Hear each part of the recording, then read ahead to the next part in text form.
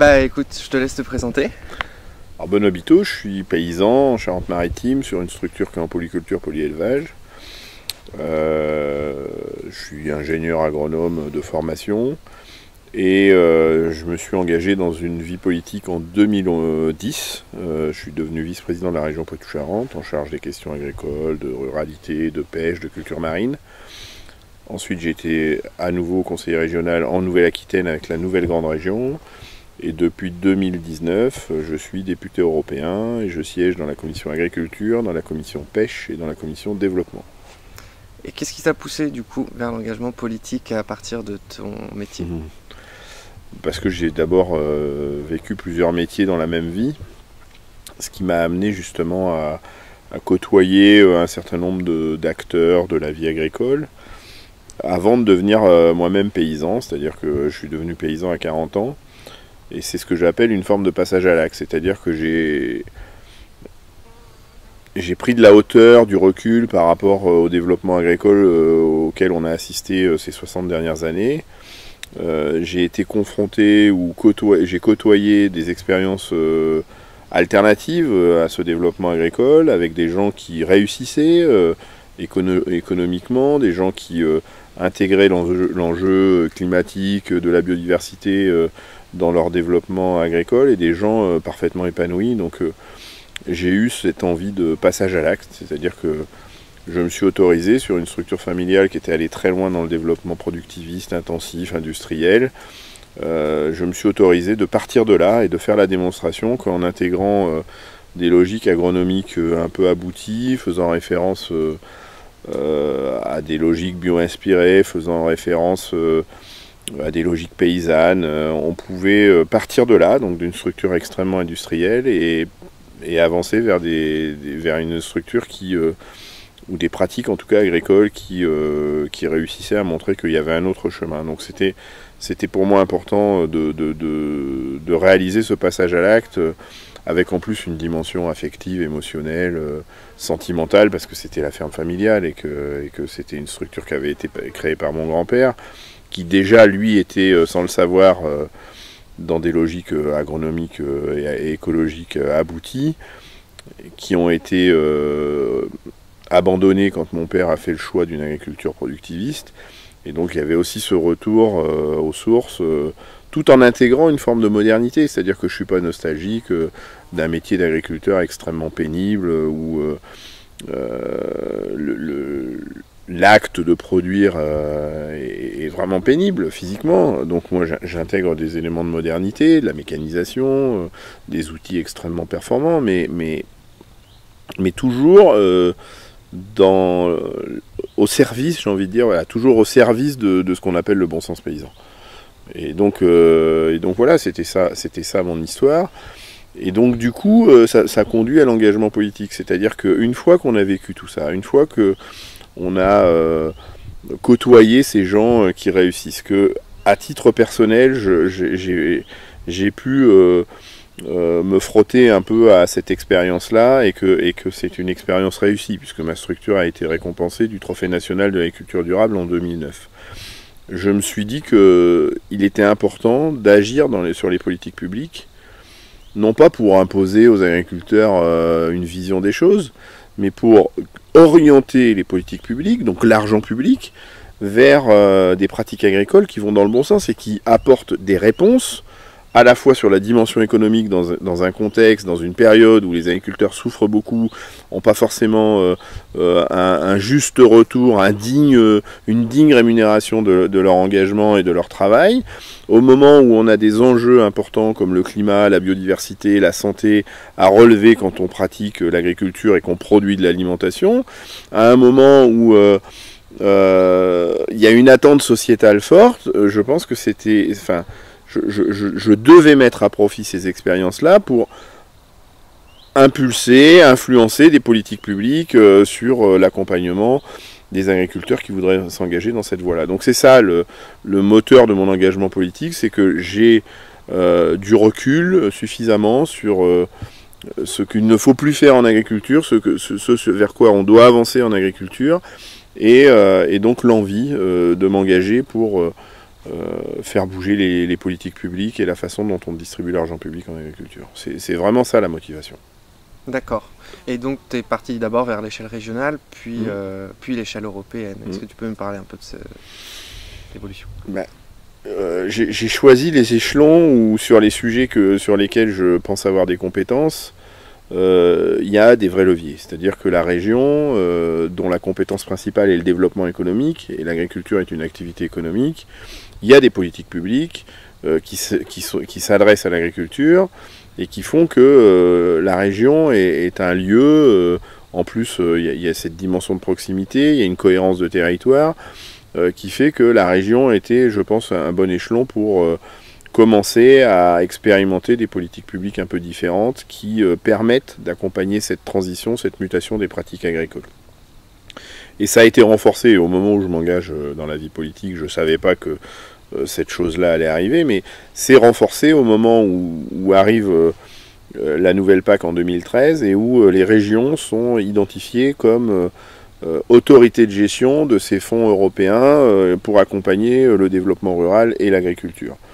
Et donc là, mon action politique, elle peut s'amplifier, c'est-à-dire qu'en tant que vice-président en charge de ces questions-là, de ruralité et d'agriculture, on me demande d'imaginer, d'élaborer, de construire, de rédiger ce qu'on appelle le plan de développement rural régional qui oriente la manière dont on va utiliser ces fonds publics européens sur ces enjeux de développement rural et d'agriculture.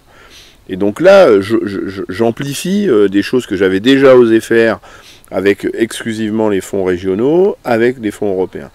Et là, les résultats sont assez surprenants, c'est-à-dire que avec un peu de courage et d'audace politique, on voit que avec des leviers bien imaginés, on peut faire valablement bouger les lignes sur les pratiques agricoles, et encore une fois, avec des résultats particulièrement satisfaisant et encourageant sur la dimension économique.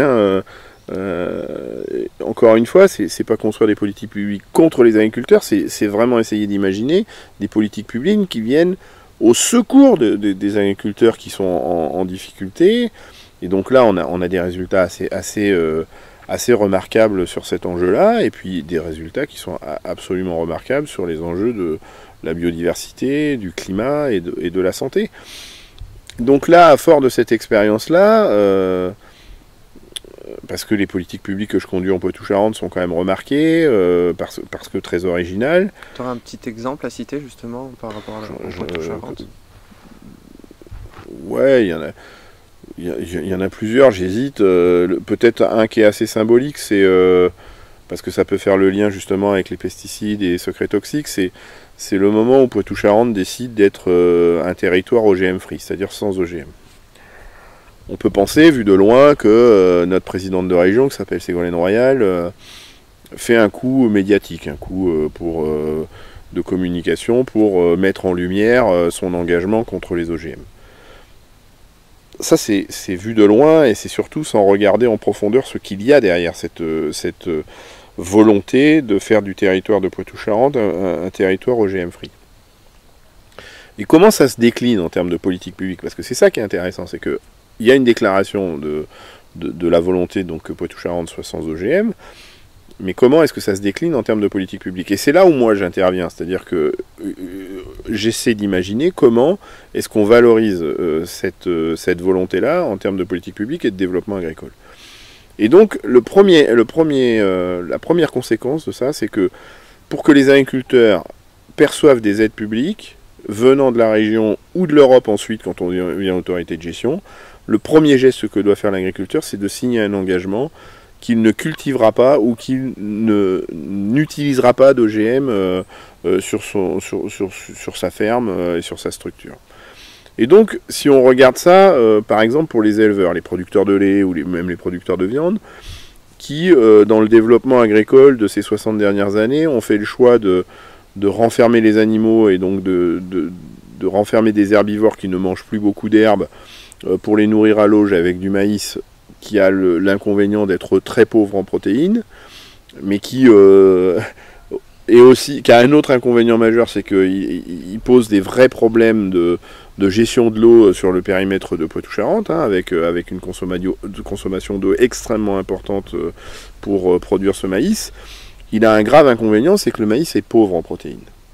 Et donc ça veut dire quoi, une plante pauvre en protéines quand on nourrit des animaux? C'est qu'on doit compléter la ration à base de maïs avec une source de protéines. Et donc, y compris en Poitou-Charentes, où on a une appellation historique qui s'appelle le beurre AOC Charentes-Poitou, on importe massivement du soja qui vient de l'autre côté de l'Atlantique et qui, pour 80% du soja produit sur la planète, est OGM. Donc pour ces agriculteurs qui signent l'engagement pour être accompagnés dans des investissements dans leur bâtiment d'élevage, de rénovation ou d'amélioration de leur bâtiment d'élevage, s'ils veulent les aides publiques de la région et ou de l'Europe, ils doivent signer cet engagement. Et donc ils ne peuvent plus utiliser le soja.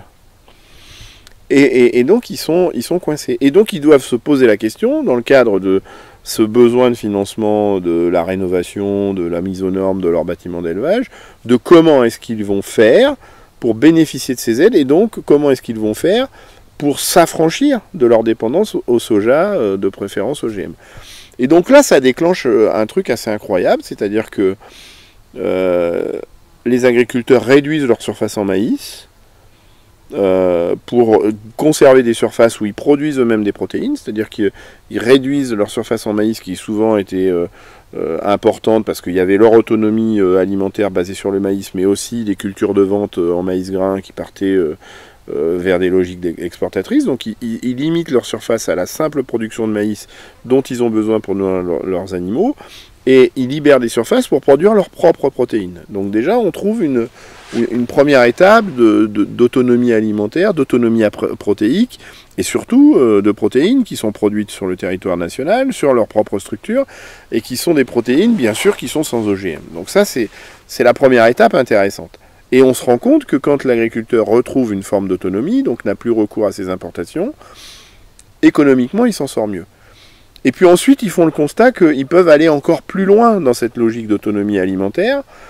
Et ils font le constat que cette production de maïs est quand même extrêmement coûteuse et de plus en plus montrée du doigt par rapport à sa forte dépendance à l'irrigation, avec tous les conflits d'usage qu'on a autour de l'eau en région Poitou-Charentes, avec des activités qui s'appellent par exemple l'ostréiculture de l'huître de Marennes-Oléron, qui fait qu'à force de prélever à ce point la ressource en eau pour irriguer du maïs, on dévaste l'écosystème estuarien où sont produits justement ces coquillages de l'huître de Marennes-Oléron, qui fait que à cause du maïs, on est en train de vous faire disparaître une activité comme, aussi emblématique, aussi identitaire, aussi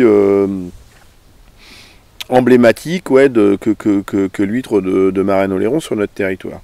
Donc du coup, on fait reculer cette culture de maïs. Et pour aller plus loin, ils se rendent compte qu'on peut nourrir des herbivores avec de l'herbe.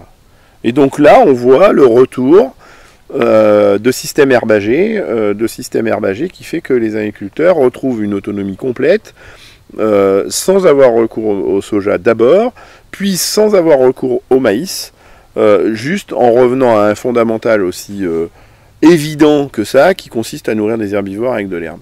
Et donc à partir d'un coup politique qui consiste à dire et afficher clairement qu'en région Poitou-Charentes on ne veut plus d'OGM, on embarque une évolution du développement agricole qui fait que effectivement il n'y a plus d'OGM, mais on revisite la façon de produire du lait et de la viande avec des ressources plus locales, basées sur l'herbe, où on tire vers le haut la qualité des produits, parce que, alors je ne vais pas être trop technique, mais du lait ou de la viande nourrie avec du maïs et du soja ou une autre protéine, a inversé son ratio oméga 3 oméga 6. Les oméga 6 sont des inflammatoires du corps humain, les oméga 3 sont des anti-inflammatoires, et donc quand on nourrit avec du maïs et du soja, on a beaucoup d'oméga 6 et peu d'oméga 3, et donc des corps humains qui peuvent être en situation d'inflammation.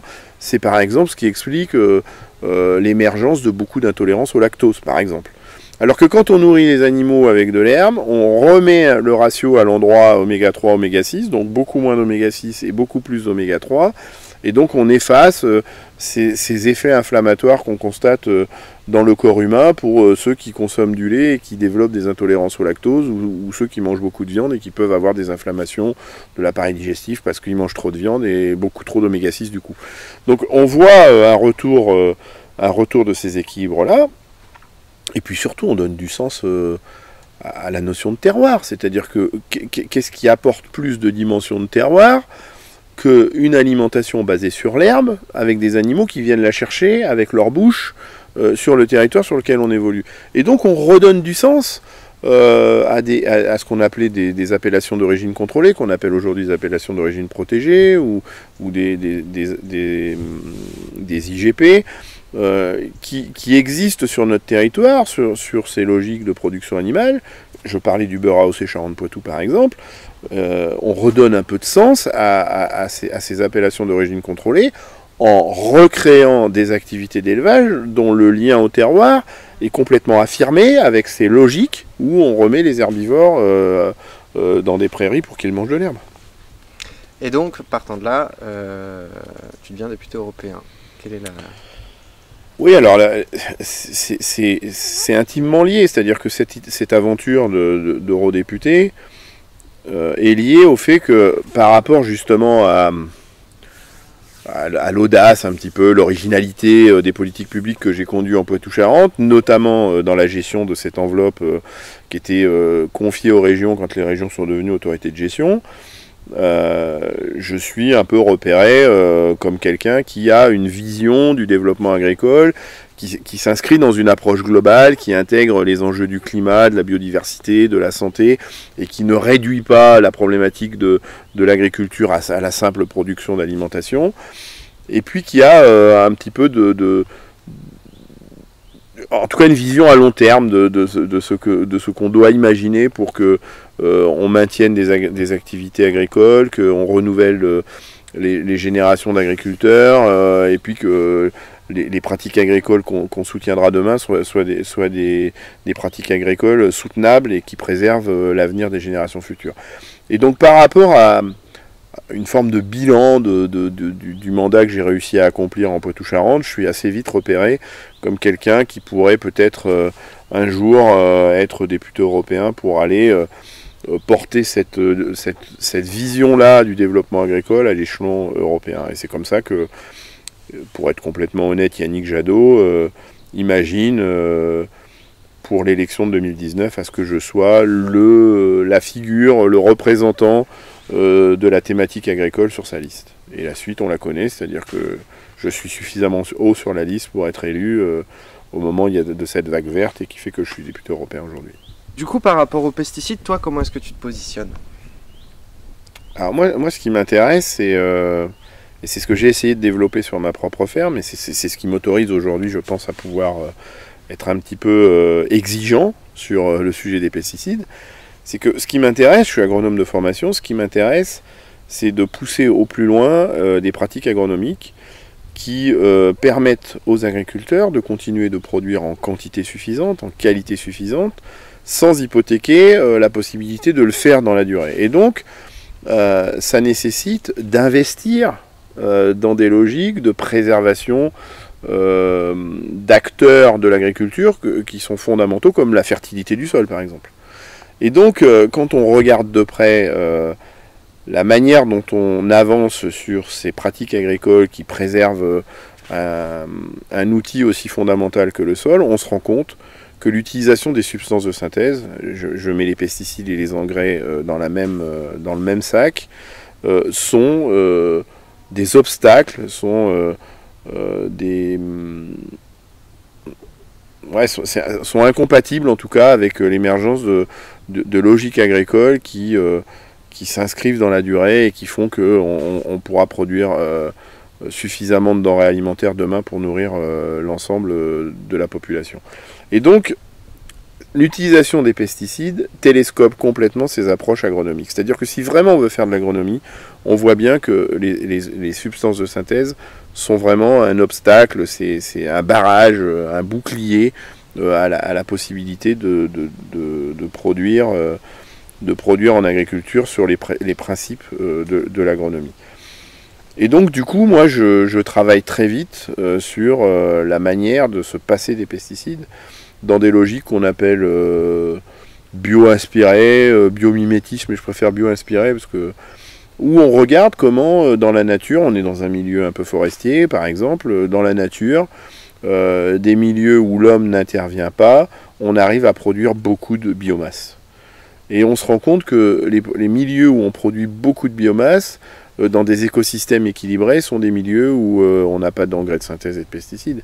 Et donc c'est ça l'enjeu. Et en creux ou en opposition, faire le constat que quand on commence à mettre le doigt dans l'engrenage de l'utilisation des substances de synthèse, on est dans un cercle vicieux permanent, c'est-à-dire qu'à partir du moment où une substance de synthèse intervient dans le modèle, on allume ce cercle vicieux parce que la première substance de synthèse qu'on utilise perturbe l'équilibre de l'écosystème, et donc l'écosystème déséquilibré fait que on crée une nouvelle, un nouveau déséquilibre qui fait qu'on doit trouver à nouveau une solution curative, et cette solution curative engendre un nouveau déséquilibre, et on arrive à des systèmes complètement déséquilibrés où au bout du bout, la production agricole s'appuie sur la perfusion des productions agricoles par des substances de synthèse. Et donc c'est l'exact inverse de ce que moi je recherche. Moi ce qui m'intéresse, c'est de pousser au plus loin les logiques agronomiques, et donc je m'appuie sur les ressources qu'offre un écosystème équilibré. Et donc voilà, et c'est tellement plus épanouissant parce que justement on voit, on évolue dans des espaces où la biodiversité est très présente. C'est d'abord agréable, mais on se rend compte aussi que cette biodiversité est au service de l'agriculteur, et ça c'est quand même assez redoutable. Sur le plan économique, les coûts de production sont sans aucune commune mesure. Donc dans une logique agricole où on préserve un niveau de productivité élevé, qui souvent conduit d'ailleurs à une certification à l'agriculture biologique, qui fait que la valorisation des produits est nettement plus favorable. Et qu'en plus on a des coûts de production extrêmement faibles, on a 3 nouveaux critères qui font que, économiquement parlant, c'est juste imbattable. C'est-à-dire des coûts de production très faibles, des niveaux de production équivalents, et une valorisation de ces niveaux de production équivalents nettement plus favorable. Donc économiquement parlant, c'est extrêmement favorable, mais au-delà de ça, c'est que dans un contexte où les agriculteurs ont beaucoup de mal, pour certains, à tirer des revenus de leur activité agricole, que ce soit en grande culture ou en élevage, parce qu'en élevage, malheureusement, on a les mêmes travers. On ne parle pas de pesticides, mais on parle de produits de synthèse qui sont des produits vétérinaires aussi, qui conduisent à l'émergence de ces mêmes cercles vicieux. Et donc quand on voit les difficultés que rencontre la majorité des agriculteurs et qu'on a des réponses aussi évidentes que ça, pourquoi s'en priver? Mais justement, pourquoi? Pourquoi? Mais parce qu'il y a des empires économiques derrière ces gens-là. Faut pas avoir peur de se le dire. C'est-à-dire que la raison pour laquelle moi, des gens comme Bayer, Syngenta, BASF détestent des élus comme moi, c'est parce que le jour où tous les agriculteurs, et là il y a un mot-clé, le jour où tous les agriculteurs développent un modèle agricole qui s'appuie sur l'autonomie, c'est-à-dire que moi je suis autonome.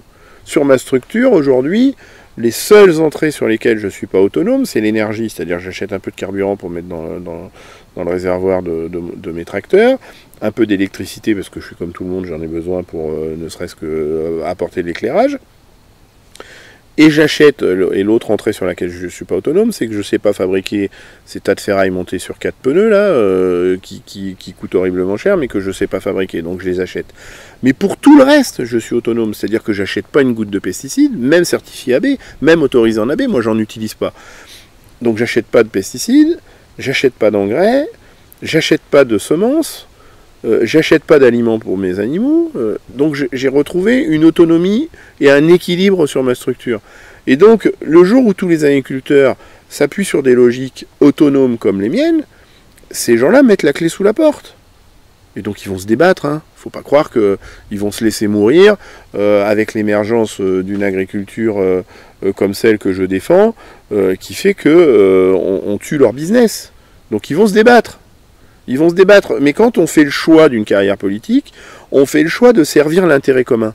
Et aujourd'hui, même s'il y a de l'économie derrière ces entreprises-là, même s'il y a de l'emploi derrière ces entreprises-là, on n'est plus sur des logiques qui servent l'intérêt commun.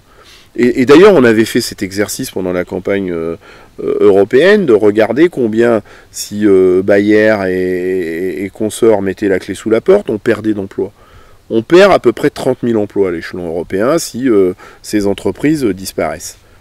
Mais on a fait le travail de regarder combien d'emplois crée une agriculture qui fait référence à l'agroécologie. Et là, on crée 200 000 emplois. Donc, moi, ce qui m'intéresse, c'est la balance. C'est-à-dire que dans un contexte où, si j'ai bien tout compris, il y a des gens qui cherchent du boulot, dans un contexte où, si j'ai bien tout compris, il y a des jeunes qui aspirent au retour à la terre, et des moins jeunes d'ailleurs, pourquoi ne pas créer les conditions économiques de l'émergence de logiques agricoles qui fait que ces aspirations du retour à la terre, ces aspirations à travailler plutôt que de rester au chômage, ne soient pas portées par l'agriculture? Et donc, est-ce qu'on continue de porter des politiques publiques qui, au bout du bout, font vivre grassement des entreprises comme Bayer, Syngenta, BASF, enfin je ne vais pas tous les citer, ou est-ce qu'on porte des politiques publiques qui, au bout du bout, accompagnent des pratiques agricoles qui, au-delà de satisfaire le revenu des agriculteurs, au-delà de satisfaire une vraie politique de l'emploi, viennent aussi satisfaire les enjeux du climat, les enjeux de la biodiversité et les enjeux de la santé. Et donc quand on est élu et qu'on nous propose de pouvoir agir dans les politiques publiques pour essayer de conduire des politiques publiques et d'orienter l'argent public sur ce genre de dynamique, il n'y a pas le choix. Donc je suis désolé de dire que moi j'ai pas de problème avec l'hypothèse que Bayer, BASF, Syngenta et consorts mettent la clé sous la porte. J'ai pas de problème avec ça. J'assume parfaitement cette position.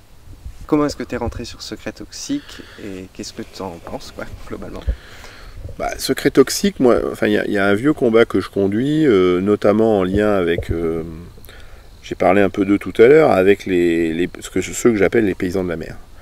C'est-à-dire que dans ma lutte contre les pesticides, au-delà de ce que je peux expliquer sur l'intérêt de développer des pratiques agricoles qui s'affranchissent des pesticides, au-delà de ça, on voit que ce qui se passe sur les bassins versants, avant que l'eau rejoigne les estuaires, les littoraux et le milieu océanique et marin, on voit que l'utilisation des pesticides sur ces bassins-là pose un vrai problème sur l'écosystème, sur ces écosystèmes. Et donc on doit agir de la source à la mer pour limiter, voire empêcher que ces pesticides d'abord bousillent l'écosystème terrestre, mais aussi l'écosystème marin.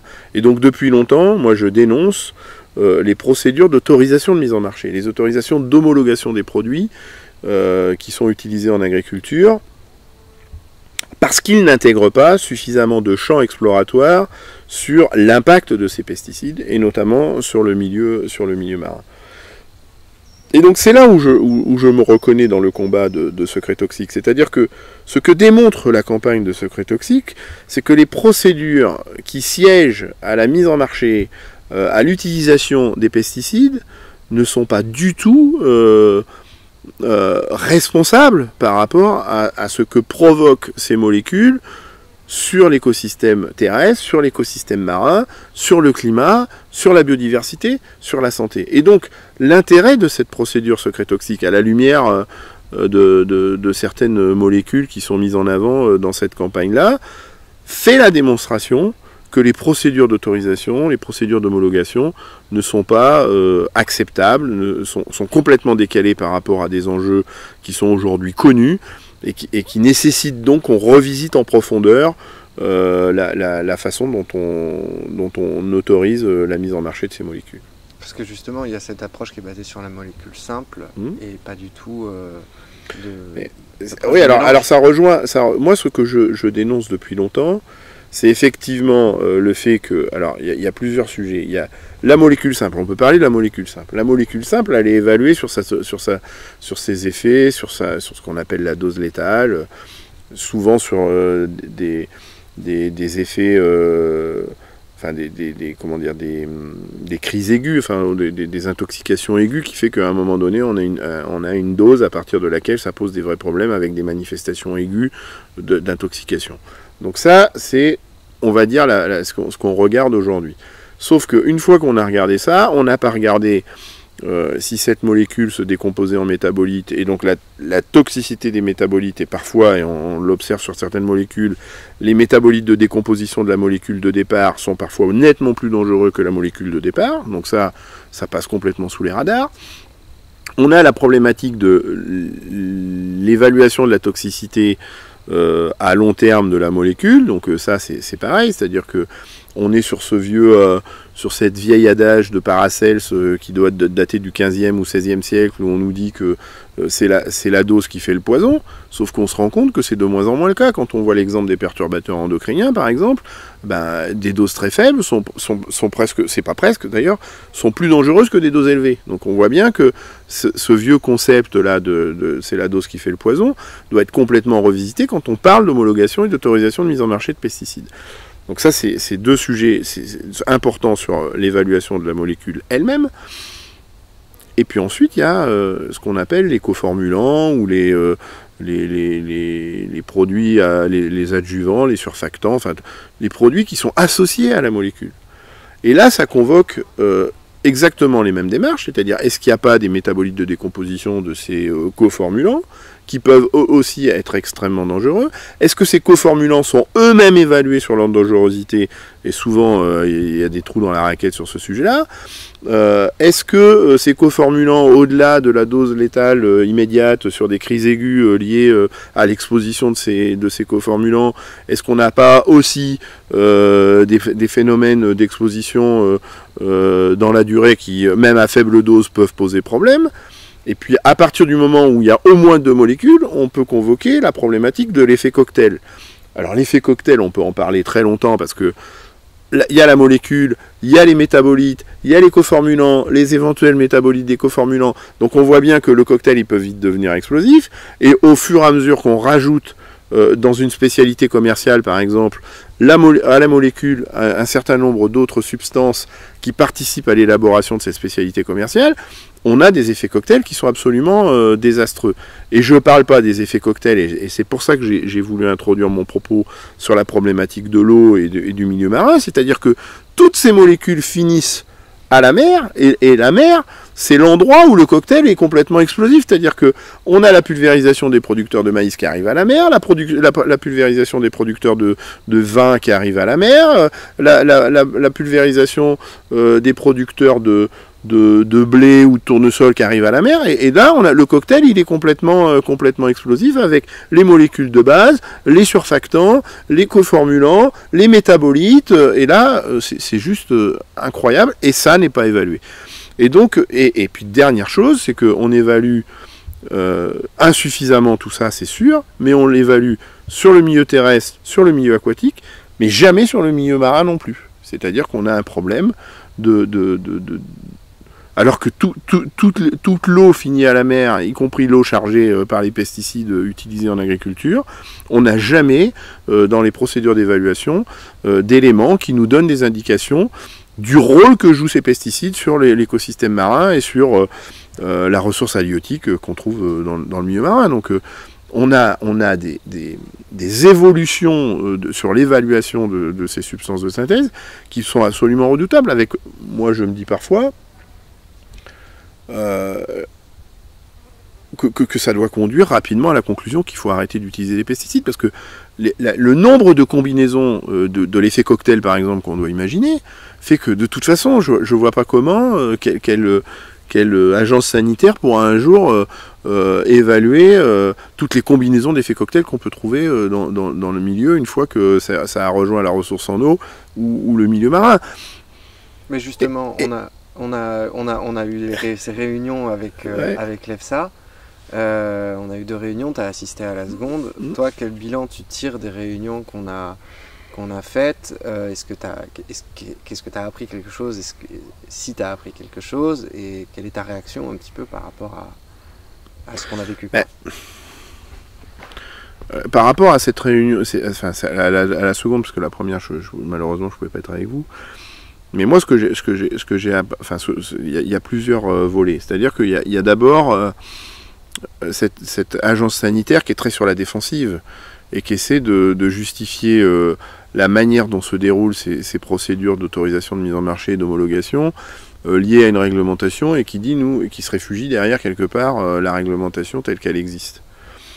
Donc ça c'est le premier constat, donc ça c'est un peu sur leur côté défensif. Et donc après il y a aussi le fait que malgré tout, une fois qu'on a fait ce constat-là, il y a un début d'aveu, on va dire ça comme ça, que ces procédures sont loin d'être parfaites. Moi ce qui m'intéresse, une fois qu'on a fait cet aveu-là, et c'est ça que j'aimerais qu'on arrive à faire avancer, que ce soit par la consultation, la concertation, ou par peut-être un bras de fer, une épreuve de force, par une procédure, pourquoi pas, c'est qu'on fasse le constat des différents écueils, des différentes incohérences qu'il y a dans ces procédures d'homologation, et que, au bout du bout, on fasse évoluer la façon dont on met en marché des pesticides. Et je reviens sur ce que je disais tout à l'heure, et peut-être avec un objectif peut-être utopique, mais les utopies d'hier sont les réalités d'aujourd'hui, et les utopies d'aujourd'hui sûrement les réalités de demain, qu'on fasse le constat qu'il faut qu'on arrête complètement l'utilisation des pesticides. Et je parle d'utopie, mais c'est pas complètement délirant, c'est-à-dire que à partir du moment où on fait la démonstration, et je reviens sur ce qui a motivé mon engagement politique, qu'avec des pratiques qui font référence à l'agronomie, à ce qu'on appelle aussi l'agroécologie, on peut produire au moins autant sans mettre en péril tout ce qui nous environne. Pourquoi est-ce qu'on continue à l'utilisation des pesticides?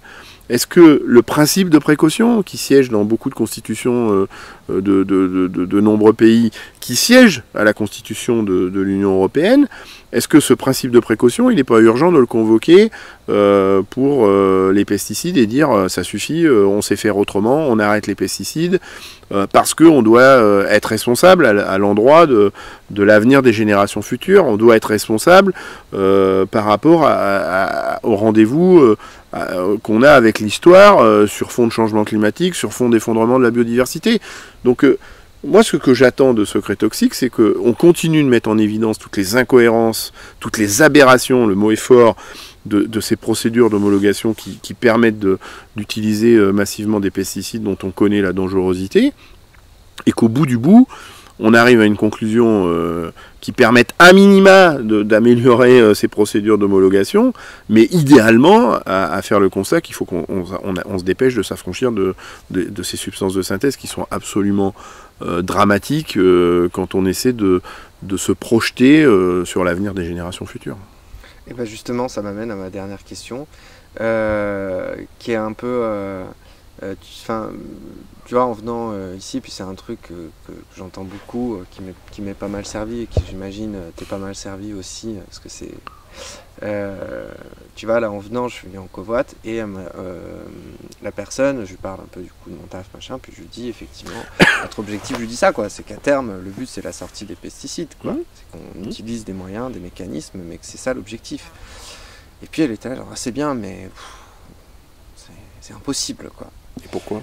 Et parce que voilà, il y a pour elle me disait, il y a des ennemis puissants, il y a d'énormes intérêts, et puis voilà, enfin c'est énorme, et puis enfin voilà, disons que en tout cas c'est significatif, c'est pas pour elle en particulier, mais c'est significatif du fait que lorsqu'on vient dire ça, souvent on se heurte à une réaction qui est ah mais c'est énorme, mais c'est beaucoup trop et on peut pas y arriver. Du coup, toi, si tu es confronté à ce genre de situation, à ce genre de réaction, qu'est-ce que tu réponds à la personne ?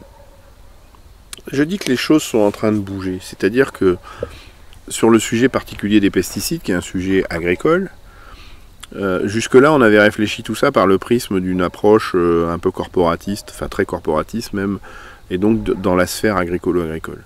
Sauf que le sujet de l'agriculture, c'est un sujet qui traite de l'alimentation, mais qui traite aussi du climat, de la biodiversité, et donc il y a un sujet que s'approprie la société.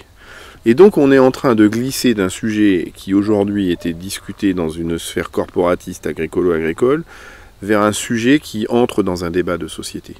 Et ça tombe bien, Parce qu'on a besoin de ce débat de société pour orienter les politiques publiques et pour donc décider de la manière dont on va distribuer cet argent public. Et ce pourquoi on est là aujourd'hui, c'est parce que on a décidé avec le monde agricole de comment on a utilisé l'argent public qui a été fléché vers le monde agricole, et qu'on est en train d'entrer dans une ère où on va réfléchir de la façon dont on va accompagner l'évolution de l'agriculture, l'évolution des pratiques agricoles avec le reste de la société, parce que l'agriculture est un sujet de l'alimentation, mais aussi un sujet du climat, un sujet de la biodiversité et un sujet de la santé. Et donc on ne pourra pas s'affranchir de ce débat de société. Et donc même les gens qui dans la société disent on ne pourra pas conduire ce bras de fer contre les grandes firmes comme Bayer, BASF, Syngenta et toute la clique, on n'arrivera pas à le conduire parce qu'ils sont hyper puissants, sauf que si les attentes sociétales s'expriment très clairement, on réussira à les faire tomber. Parce que on parle de politique publique. Et donc si on oriente les politiques publiques dans l'intérêt commun, on va tarir la source de ce qui les nourrit.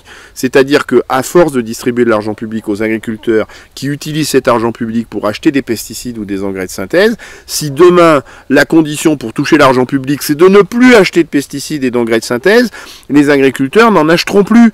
Et ça, on revient sur la citation de Coluche en 78 qui disait « si on n'en achète pas, ça se vend plus ». Et donc c'est ça l'enjeu. C'est ça l'enjeu. Et après, moi, j'ai ce côté un peu... peut-être un peu combatif, mais effectivement l'adversité sera forte. Effectivement, ça va pas être en claquant du doigt comme ça qu'on va gagner cette bagarre-là. Mais il y a que les combats qu'on mène pas qui sont perdus d'avance. Et donc, moi, j'arrive pas à me résigner, à me dire le combat va être compliqué, l'adversaire est sérieux, l'adversaire est puissant, et donc ça va être compliqué, donc on le fait pas. Ben moi, c'est pas mon logiciel. C'est pas mon logiciel, donc le combat il va être rude, le combat il va être difficile, il y aura de l'adversité, on a affaire à des ennemis, on va les appeler comme ça, qui ont de la ressource, mais livrons bataille. Livrons bataille, et on verra, on comptera, comme on dit dans la campagne, chez les éleveurs, on comptera les bouses à la fin de la foire, mais allons-y quoi. J'insiste, il n'y a que les combats qu'on mène pas qui sont perdus d'avance.